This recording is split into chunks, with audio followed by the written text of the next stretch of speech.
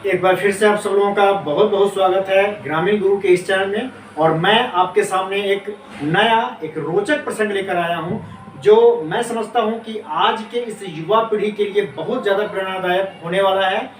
और साथ ही साथ जो युवा पीढ़ी के गार्जियंस हैं, जो अभिभावक लोग हैं, उनके लिए भी एक जानकारी का स्रोत बनेगा। अमूमन सब लोग जानते होंगे इस चीज़ को, लेकिन फिर भी मैं चाह रहा हूं कि आप सब लोग इसको फिर से एक बार दोहरा लें। तो एक्चुअली होता क्या है कि आज हमारे जो युवा पीढ़ी हैं वो अपनी संस्कृति से पूर्ण रूप से विमुख हो चुके हैं, और उनकी विमुखता का एकमात्र कारण है कि वो हमारी जो वैदिक संस्कृति है उसको आज के परिदृश्य में, आज के इस भौतिक जो संस्कृति आज अपना रखी है हम लोगों ने, तो इस परिप्रेक्ष्य में जो विज्ञान है जिसकी हम लोग आज महत्ता समझते हैं, उसके सिवा हम किसी के ऊपर चर्चा करना पसंद नहीं करते हैं। तो वैदिक विज्ञान और आज का आधुनिक विज्ञान, इन दोनों में समन्वय क्या है, इन दोनों के बीच क्या को रिलेशन है, ये समझना बहुत जरूरी है, जो कि हमारे जो युवा पीढ़ी के लोग हैं वो बिल्कुल नहीं समझ पा रहे हैं। और गलती हम लोगों की भी है, हम अपने युवा पीढ़ी को समझाने में असमर्थ हैं।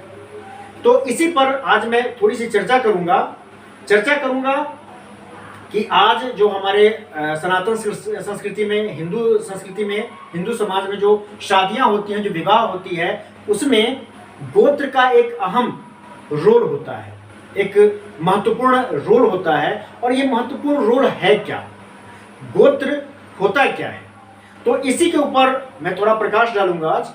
तो बात यह है कि सदियों पहले जो आज पश्चिमी सभ्यता हम लोग अपना रखे हैं, तो वो पश्चिमी सभ्यता यानी यूरोप साइड की जो कंट्रीज थी, यूरोपियन जो मुल्क थे, वो पूरी तरीके से अंधकार में डूबे हुए थे, अंधकार में गर्क थे। मतलब उनको अपनी केवल भौतिकता ही सूझती थी, बाकी कुछ नहीं सूझती थी। और वो भी हम लोगों से काफ़ी ज़्यादा असभ्य थे। बाद में उन्होंने हमको असभ्य बना दिया, वो डिफरेंट चीज़ है। तो उनको कुछ सूझता नहीं था उस समय, सदियों पहले जब वो अंधकार में गर्क थे। हमारे ऋषि मुनि नारी संशोधन कर रहे थे, और नारी दोष संशोधन के दरमियान कहिए उस अवधि में उन्होंने गोत्र विभाजन का एक फॉर्मूला तैयार कर लिया।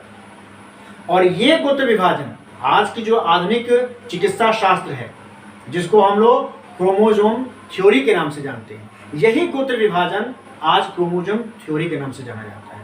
ये गोत्र विभाजन है क्या, किस प्रकार से ये क्रोमोसोम हमारे गोत्र से संबंधित है, हम क्यों नहीं इस गोत्र को समझ पाते हैं कि गोत्र है क्या, क्यों हम इसकी बनावट, ये जो बनावटी दुनिया है, इस बनावटी दुनिया की तरफ खींचे चले जा रहे हैं। हम अपनी संस्कृति को, अपनी वैदिक विज्ञान को, मैं संस्कृति नहीं कहूँगा इसको, क्योंकि संस्कृति जैसे ही मैं कहूँगा तो सामने आप लोगों को लगेगा, हमारे युवाओं को लगेगा कि ये संस्कृति, फिर संस्कृति कहाँ से उठा के ले आए। ये संस्कृति नहीं है, ये एक विज्ञान है, ये वैदिक विज्ञान है, जो हमें हमारे ऋषि महर्षियों द्वारा मिला है। और इसे अपनाकर, इसे आत्मसात करके हम अपने आप को कई गुना बेहतर बना सकते हैं पश्चिमी सभ्यता के मुकाबले। तो आइए हम इस पर चलते हैं, इस क्रोमोसोम को लेकर। तो जैसा कि आप देख रहे हैं यहाँ पे स्पष्ट है चित्र से, ये डायग्राम है, इसको आप कयासबाजी इस पर प्लीज न करें, क्योंकि मेरी ड्राइंग बहुत अच्छी कभी से नहीं रही है। तो ये एक पुरुष का चित्र है और ये एक महिला है। आप देख रहे हैं कि आप जानते भी वैसे हैं कि पुरुष में जो क्रोमोसोम होते हैं, जिसको गुणसूत्र बोलते हैं हम हिंदी में, वो XY होता है, और महिला में केवल XX होता है। अब ये दोनों का जो समागम होता है, तो उस समागम के बाद जन्म लेते हैं या तो पुत्री या फिर पुत्र। अगर पुत्री जन्म लेती है तो इसमें फिर जैसे ये महिला है वैसे ये महिला होगी, तो इसमें XX क्रोमोसोम्स होंगे। अब अगर पुत्र जन्म लेता है तो जैसा ये पुरुष है वैसा ये पुरुष हो गया, इसमें XY क्रोमोसोम होगा। अब होता क्या है कि जैसे ही ये क्रोमोसोम, मतलब ये क्रोमोसोम इस क्रोमोसोम से मिला, ये इससे मिला, दोनों आपस में जब मिलते हैं, चूंकि समान क्रोमोसोम है, दोनों एक इक्वल क्रोमोसोम्स हैं, तो ये जैसे ही मिलेंगे तो यहाँ पर एक क्रॉस ओवर होता है, एक गांठ बनता है, इसको बोलते हैं क्रॉस ओवर। ये क्रॉस ओवर होता है, ये गांठ बनता है। और गांठ जो चूंकि समान है तो गांठ पूर्ण गांठ बनता है, और ये गांठ आधी आधी गुण को लेकर बनता है। मतलब x इधर का और x इधर का, 50% पिता का गुण इसमें होगा और 50% माता का गुण लिए या बनता है। मतलब कहने का, इसको मैं स्पष्ट से समझाऊं तो एक बच्ची जो जन्म लेती है उसमें 50% पिता का गुण होगा और 50% उसके माता का, एक बच्ची में। अब यही चीज मैं पुत्र को लेकर आता हूं। एक पुत्र जो जन्म लेता है तो इसमें Y क्रोमोसोम और इसका X क्रोमोसोम, ये दोनों मिलता है। अब दोनों चूंकि असमान क्रोमोसोम से, दोनों विपरीत हैं, तो इसमें गांठ तो बनते हैं लेकिन वो आंशिक रूप से होता है, पूर्ण गांठ नहीं बन पाता है। और इसके फलस्वरूप होता क्या है कि Y का जो गुण होता है, Y का जो गुण होता है वो सर्वाधिक हो जाता है। मतलब 95% Y का गुण होता है, और Y है किसमें, तो Y केवल और केवल पुरुष में है, केवल नर भाग में ये Y क्रोमोसोम होते हैं। तो इसमें 95% गुण हो गया पिता का, और ये जो है X, ये X हो गए माता का, तो 5% गुण जो होगा वो माता का होगा। इसको ध्यान रखेंगे। एक पुत्र जो होगा, इसको आप अवलोकन भी कीजिएगा आज के बाद से, तो एक पुत्र जो होगा वो मैक्सिममली 95% अपने पिता की तरह होगा। बोलना, हंसना, चलना, खाना, मतलब जो भी एक्टिविटीज हैं उसके, different type of activities will rely on his father, तो उसके पिता पर ये निर्भर होता है। और 5% गुण, थोड़ी सी नाच नखड़ा वगैरह वगैरह, ये उसकी माता के ऊपर डिपेंड करता है। मात्र 5%, कभी कभी तो वो नगण्य के बराबर होता है, मतलब बहुत कम होता है। तो इस तरीके से ये क्रोमोसोम जो है चलता है। और मैं फिर आपको बता दूं एक चीज, हमेशा ध्यान रखेंगे कि कभी भी किसी स्त्री को बेटा हो या बेटी हो, इसका एकमात्र जो कारक होता है वो पुरुष होता है। पुरुष के कारण ही बेटा या बेटी जन्म लेती है। अगर किसी महिला को ज्यादा बेटियां ही पैदा हो रही हैं तो इसमें महिला का कोई दोष नहीं है, केवल दोष पुरुष का है, क्योंकि पुरुष के पास ही XY फैक्टर है, महिला के पास तो केवल XX है। ठीक, तो इस तरीके से जो आप समझ सकते हैं कि बच्चों के लड़का और लड़की होने में केवल उसके पिता का ही दोष होता है, पिता का ही प्रभाव होता है। तो इसको हम समझ लिए। अब हम इसको समझते हैं कि गोत्र के रूप में ये क्रोमोसोम किस रूप से काम करता है, गोत्र में क्रोमोसोम का क्या रोल होता है, किस तरीके से हम इसको कैटेगराइज कर सकते हैं, किस तरीके से विभाजित कर सकते हैं। तो आप इतना समझ लीजिए कि गुणसूत्र और गोत्र दोनों लगभग सुनने में एक जैसा लगता है, गुणसूत्र और गोत्र। तो ये जो गुणसूत्र का ग और अंत का त, ये दोनों को मिला दीजिए तो गोत्र और गोत्र हो गया।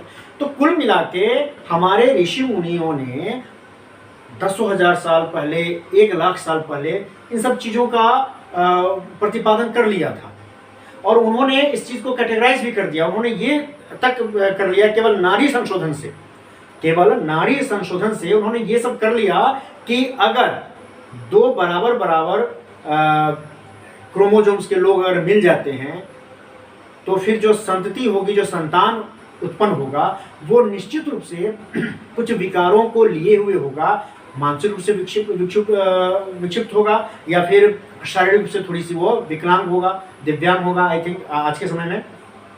तो इस तरीके से उन्होंने इसको कैटेगराइज कर दिया।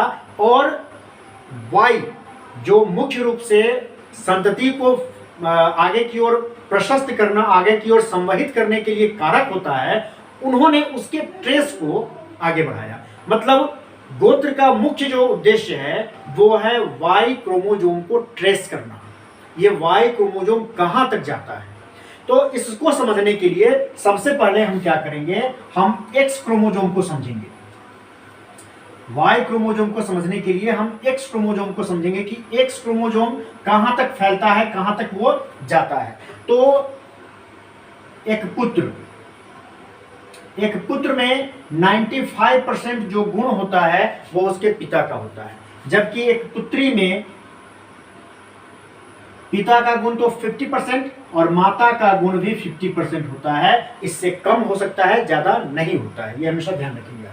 अब बात आती है, आप देखते होइएगा कि जब शादियां होती हैं तो शादी में कन्यादान होता है। कन्यादान या तो लड़की की माँ करती है या लड़की के पिता करते हैं। अब तो हालांकि बुआ चाची वगैरह भी कर लेती हैं, तो ये एक अलग मैटर है, इस पर हम बाद में जाएंगे।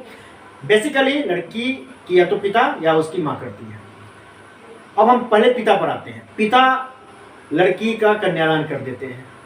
कन्यादान करने का मतलब उनका जो 50% का अधिकार लड़की पर था, वो अब उस लड़की को दूसरे कुल में देकर, मतलब पाणी ग्रहण करने का मतलब, पाणी मतलब हस्त, हाथ दूसरे के हाथ में थमा देते हैं, मतलब आज से ये लड़की आपके गोत्र की हो गई, तो लड़की ही केवल दूसरे गोत्र में क्यों जाएगी, ये एक प्रश्न है।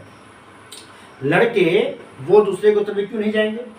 तो लड़की केवल दूसरे गोत्र में इसलिए जाएगी कि लड़की में माता पिता का 50% गुण होता है।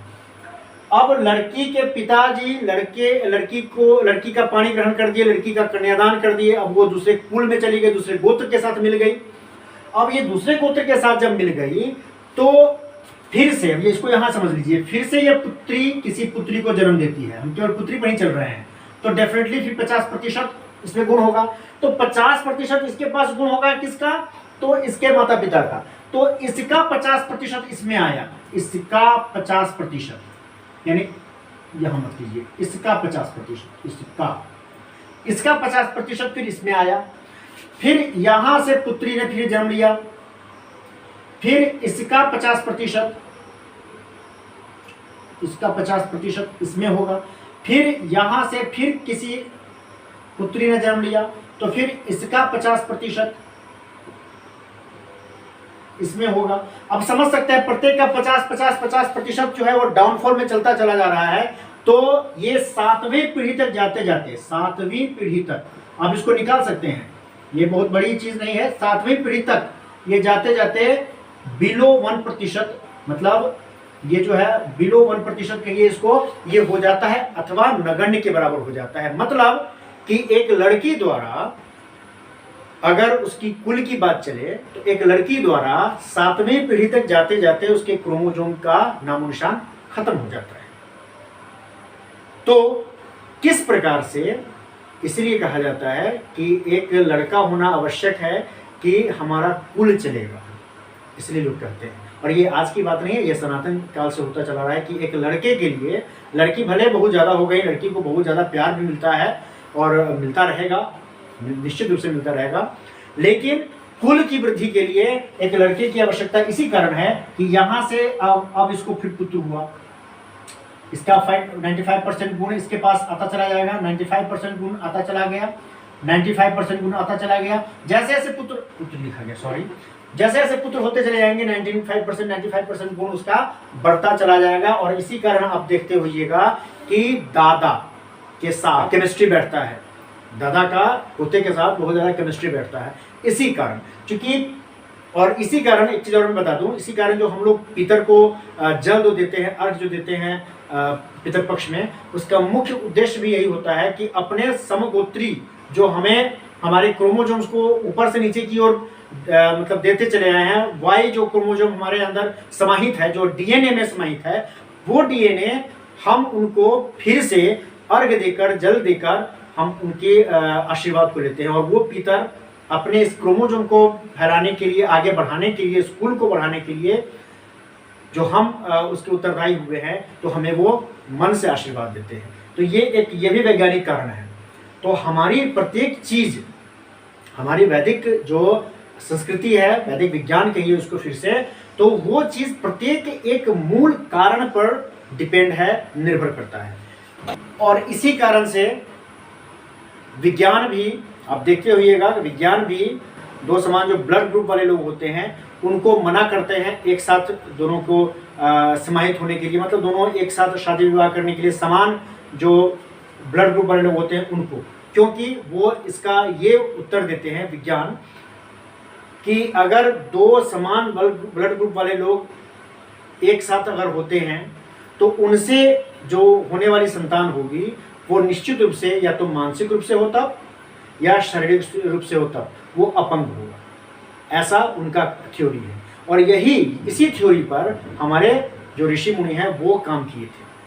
अब आपको मैं छोटी सी एक उदाहरण समझाता हूँ। मान लीजिए कि कोई पुरुष है जो कश्यप गोत्री है, पराशर गोत्री है या वत्स गोत्री है, हम कश्यप गोत्री को लेकर चलते हैं। एक पुरुष है जो कश्यप गोत्री है, तो कश्यप गोत्री है मतलब कि कश्यप पुरुष थे, उनके द्वारा उस पुरुष को दिया गया जो क्रोमोजोम है वो वाई क्रोमोजोम होगा।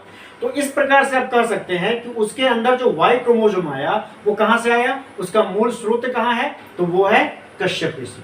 अगर पराशर गोत्र की बात करते हैं तो पराशर गोत्र का कोई जो बंदा है, कोई पुरुष है, तो उसके अंदर जो वाई क्रोमोजोम आएगा वो वाई क्रोमोजोम कहाँ से आया, तो पराशर ऋषि उसके वाई क्रोमोजोम के मूल है। तो इस तरीके से गोत्र का संवहन होता है। गोत्र जो है वो डीएनए को लेकर आगे की ओर बढ़ता है और समान गोत्र में इसी कारण शादी होना निषेध है, शास्त्रों में निषेध किया गया है और वैज्ञानिक भी विज्ञान भी निषेध करता है कि इसमें निषेध होना चाहिए, नहीं तो जो मैक्सिमम चांसेस होती हैं कि जो संतान उत्पन्न होंगी वो मानसिक रूप से या शारीरिक रूप से अपंग होंगी।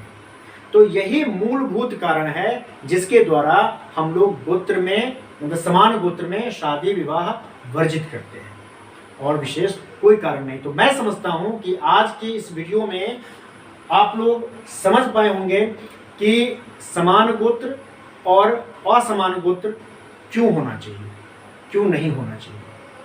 तो आज का ये वीडियो मैं समझता हूँ बहुत अच्छा प्रेरणा प्रसंग है और इससे आप लोगों को कुछ न कुछ जरूर ही आपके ज्ञान में वृद्धि हुई होगी। नेक्स्ट अगले दिन फिर नए वीडियो के साथ आपके सामने उपस्थित होऊंगा।